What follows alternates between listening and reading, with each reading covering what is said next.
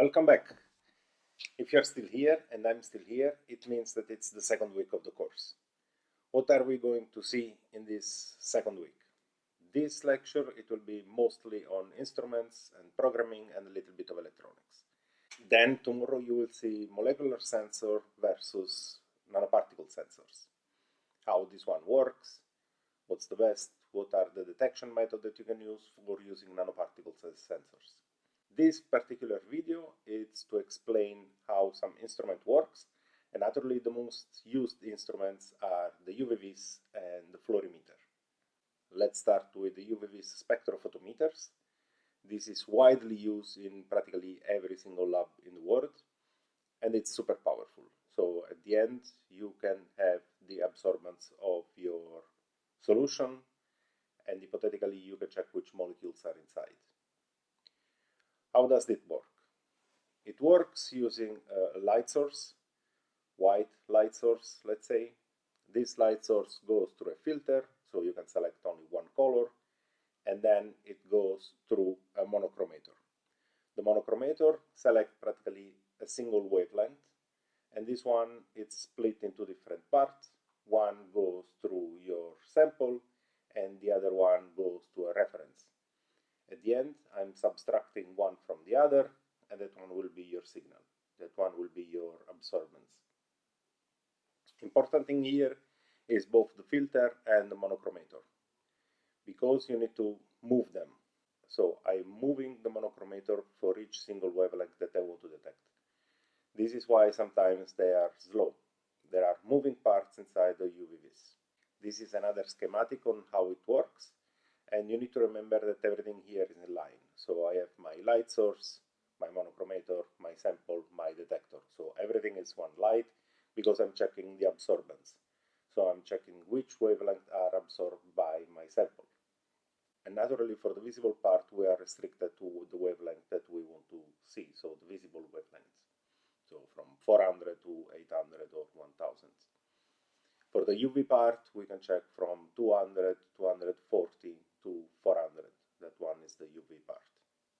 And you should also remember that the data that comes out of the UV-Vis is most of the time absorbance. So if something by eye looks red, it means that the absorbance is in the green and the blue. So it absorbs green and blue, and by eye you see red color.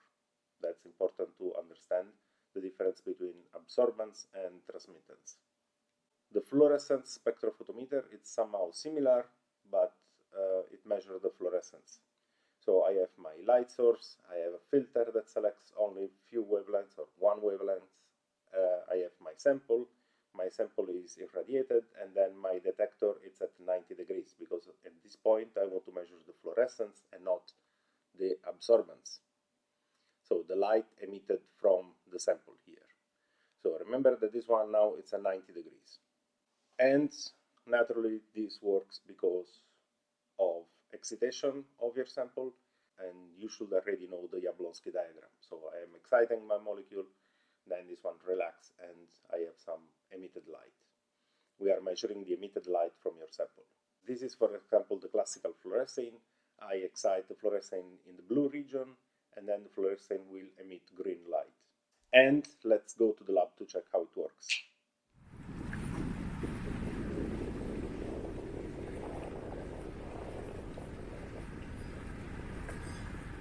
Oh, I think we found another sensor.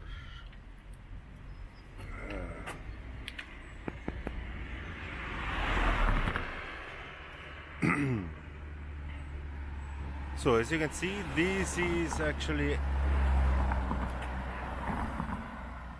them cars.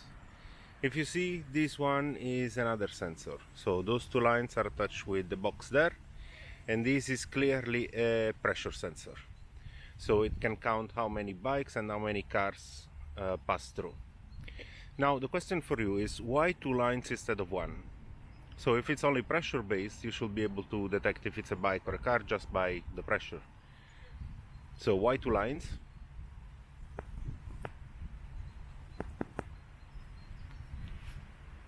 Question for you. See you later. Hello and welcome to our laboratory.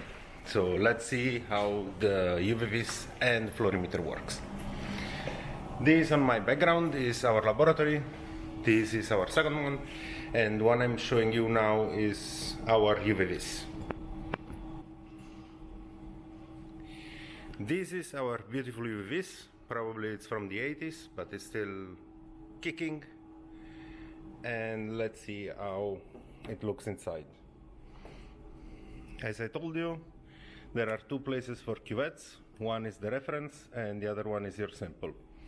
The important things to note here is that those two parts here, if you can manage to see them, those two parts are where the light is coming from, and on the other side you have the detector. So everything is in line. You have the light passing, so somewhere in here you have the monochromator, you have the filter selection, then it's beamed here, it passes through and goes to the detector, or the other way around. I'm not sure if here is the detector or here is the detector. Probably seeing by the size, I will say that here is the detector and here is the light path. So the light somewhere here, there should be your lamp. Sorry. Here there should be your lamp, because hypothetically you can change it when it dies. Then it goes to a filter, the monochromator was split here, it gets split here, and then it's going to the reference, your sample, and here you have your detectors.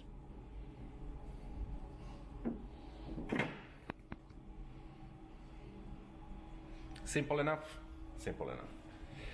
Let's check our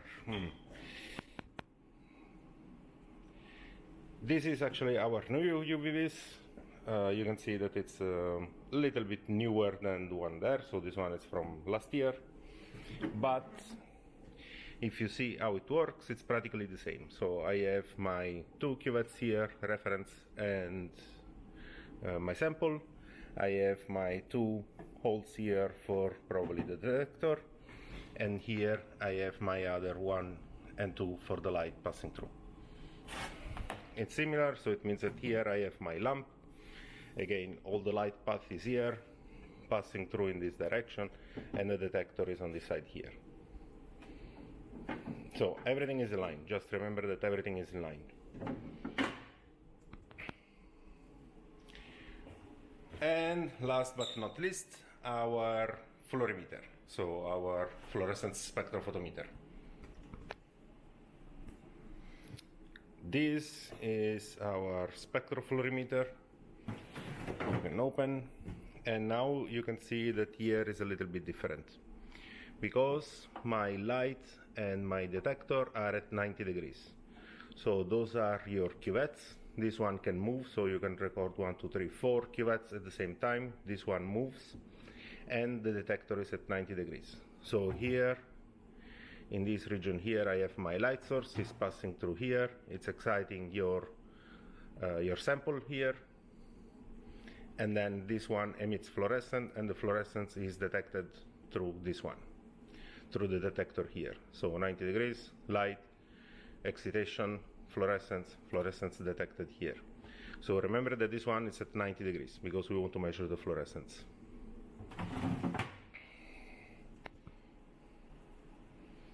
And I guess that from this side in the lab is everything. Let's go back to the lecture. Now, those instruments are quite expensive, so between 20 and 50K. They are not really thought for being used in the field. I cannot really bring one of those instruments in the field and make measurements there. Nowadays, you can buy very small and kind of cheap UV-Vis and fluorescence spectrophotometers. They are very small, they are portable, they can work on batteries. And the most interesting thing is that they don't have any more moving parts. Instead of using a monochromator that they need to move, now they are using a linear CCD. So instead of using only one detector, imagine a long series of single detectors. So you still use a prism for splitting the white light in all the different wavelengths, but then this one is shine on the linear CCD.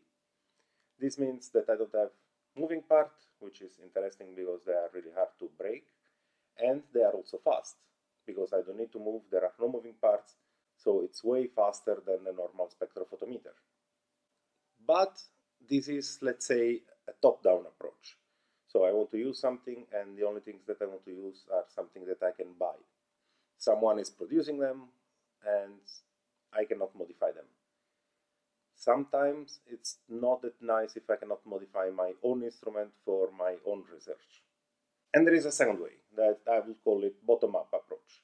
So I, as a researcher, I develop something that I can use for my research, and it's perfectly fit for my needs. And this started actually with Apple. So when IBM was the biggest producer of computer, you could not modify them. Apple at the time was still a good company. They say, I want to modify my own computer, I want to make my own computer, and this is how Apple started. Now we are in time of another revolution, which is the maker movement. Now you get very cheap controllers, you get very cheap 3D printers, you can literally make everything by yourself, if you know a little bit of programming and a little bit of 3D printing. And this is why we are here. Another very interesting thing of this point is that you also have citizen science. And there are a lot of pros on making citizen science projects.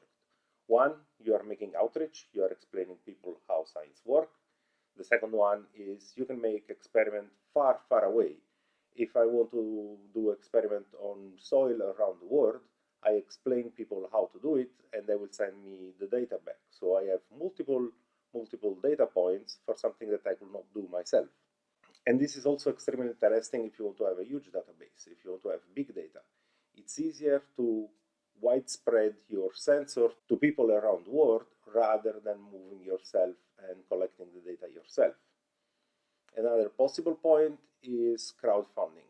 So if your project is interesting, people will be able to chip in for your project, for the success of your project. And this can be also quite interesting. Then we have another set of people that are the biohackers. They are modifying their own body with augmented parts. For example, you can insert an RFID chip in yourself so that you can open your door, getting a coffee from a coffee machine, and so on. Some other people have magnetic nanoparticles in the fingertips, which it's kind of weird, but apparently you can feel the electricity passing through the wall. Is it interesting? I will not do it, but just for telling you that those things exist. So the fact that now we have the possibility of using a very cheap microcontrollers and 3D printer, people start doing instruments by themselves. I'm giving you some example here, but you will have a lot of links that I will give in your study guide or in the video. You can make syringes pump. You can make syringes pump using just Lego pieces and a small microcontroller. Maybe a fast update. When I say do it yourself, I really mean do it yourself, and for this, nothing better than Lego. This is just Lego pieces and the Lego motor connected to a power supply. And this is just our shaker for Eppendorf vials. So you just build it in 5 minutes, you attach it to a power supply, and you can shake this one for a week without any problem.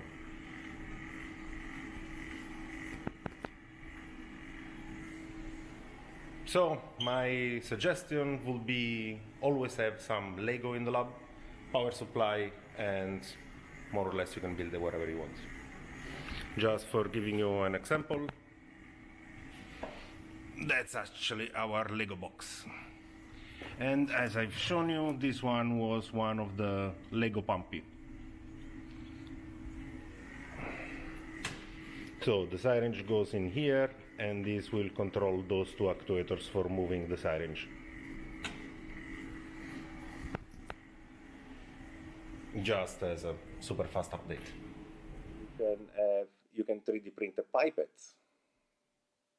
You can make a centrifuge by yourself, just by programming some laser-cutted part, and you can have a centrifuge. You can make a Lego AFM, so an atomic force microscope, just by using Lego.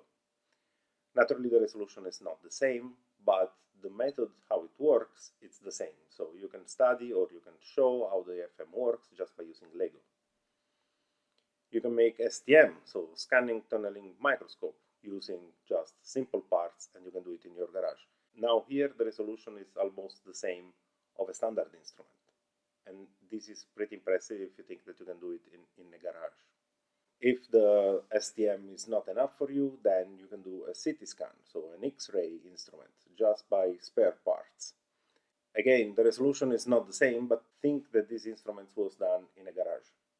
You can build your own NMR, and this is, again, kind of straightforward on the electronics part, but then you still need a pretty big magnet for the magnetization of your sample. And then some other people say, okay, but we have already the Earth magnetic field, why we don't use that one? And this is what they did. So now you can make NMR, but most of the time MRI in Earth magnetic field. So if you are outside in the field, you can make MRI using the Earth magnetic field and not a huge instrument. In our lab, we use this small microcontroller, which is an Arduino, we will see it later, for making a lamp reaction. So a lamp reaction is similar to PCR. It's a sensor used for detecting DNA or RNA. This is very small. It costs less than 10 euro and just works. Some students in our course also use this instrument. They improved this instrument and they participated in a student competition, and actually they won. They won the competition in 2017, and they were also invited for an interview in Vandag.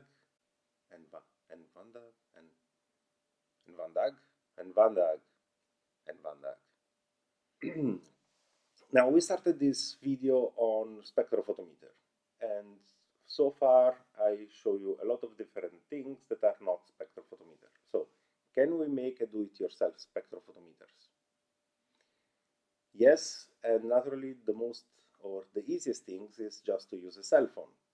So if I have a diffraction grating that splits the light in all the different wavelengths, then I can just take a picture of this and use my cell phone as a spectrophotometer. The diffraction grating are, for example, a CD, a DVD, or a Blu-ray, if you still know what I mean, or you are only digital. That I don't know. But anyway, you can use this diffraction grating for taking a picture of the light. So if now I put a sample in between, I have the white light, I have my diffraction grating, I have my sample, and then I can just take a picture. And you can take a picture of many different things. You can make a database, and then you can check the difference between all those analytes. Now, you can see those one are the picture of different samples. This is not the spectra. How you can get the spectra out of those pictures? Remember that the spectra I'm talking about is always intensity of absorbance or intensity of transmission versus the wavelength. So my X are my wavelength and my Y is the intensity. How we can get the spectra out of those pictures?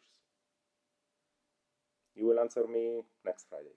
As I told you before, the nice thing of those kind of pictures is that you can upload it on a server and you can have a program that check this picture is similar to one thing or it's more similar to another thing, and hypothetically you can make this program to detect directly your analyte. That's one way of making a spectrophotometer using a cell phone. Another way is again to use an Arduino, a simple Arduino, and then I have a sensor that it's a RGB sensor. So I have a red channel, I have a green channel, and I have a blue channel.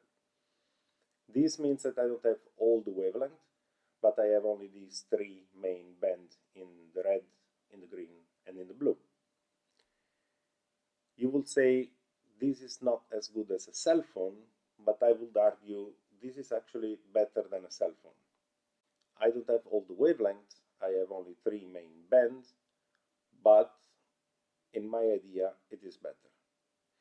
And also again we will discuss on Friday, but can you think why I believe that the Arduino and the simple RGB sensor is actually better than taking a picture with your cell phone? We will see it on Friday. Now I was talking for many slides about Arduino. What is Arduino? Arduino is a very cheap microcontroller, and it's super easy to program, and there are tons of different sensors that you can add to an Arduino. We will use this one in the second experiment that you will do at home, and it's super nice. So the Arduino is not only open source, but it's also open electronics. So you can download all the schematics for making the Arduino, and you can literally make an Arduino at home. Everything about this Arduino, it's open and free. You can make self-watering plants, so you can have a sensor inside the plant that tells you there is not enough water, and then it turns on a pump for watering the plant.